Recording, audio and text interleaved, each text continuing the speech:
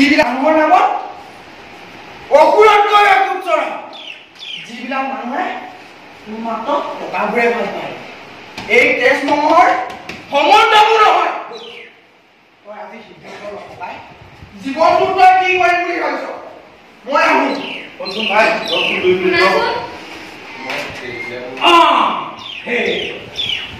তই এতিয়াই নামি পিছত তই ইফাল পিছত আহিম। মাতক মাতক মাতিয়ে দিয়ক। বিয়নী অ বিয়নী আহকচোন আহক, বহ। ভালে আছে ন? ৰে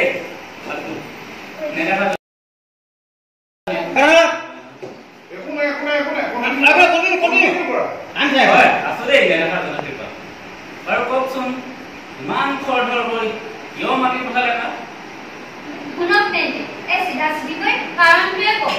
আমাৰ এই ইয়াত আকৌ ৰিহাবলৈ নিব হৈছে নহয়। যোৱাবাৰৰ ধাৰখিনি বাৰু তেনে তেনে মিলালো। এইবাৰ 3 মাহমানৰ বাবে প্ৰায় 3-4 লাখ মানৰ প্ৰয়োজন হ'ব বুজিছে। যিমান পাৰে সোনকালে ব্যৱস্থা কৰক। এই অহা সপ্তাহত থংক আৰু বেটা। বিয়নী, মুদৈ গাঁৱৰ 10 পথাৰত মাত্ৰ 2 বিঘামান মাটি আছে। তাৰে যি 2 এমুঠি আজি খাই আছে, বাকী আটাইবোৰ আপোনালোককে দিয়ে থাকিব। চাওক গৈ, এই এতিয়া অকল ল'ৰাটো মোৰেই নহয়, আপোনালোকৰ মান সন্মান আপোনালোকৰ হানিবিষ্ট হৈ আছে। আপোনাৰ ছোৱালী মোৰ ঘৰত আজীৱন থাকিব, আজীৱন আগবছৰ ধৰিব লাগিব মোৰ ঘৰত। মোৰ যদি এই ল'ৰাটোৱেই নাথাকে, তেন্তে তাইৰ মূল্য থাকিব জানো কওকচোন? আৰু শুনক দিয়ক, আপুনিও কিন্তু জোঁৱায়েকৰ প্ৰতি থকা দায়িত্বৰ পৰা গা এৰা আগতেও দি থৈছে। মিলাব বিচাৰে যদি 2খন ঘৰ ভালদৰে মিলাওক, নহ'লে আপোনাৰ আপোনজনীক এইখন ঘৰৰ পৰা লৈ গ'লেও মোৰ আপত্তি নাই।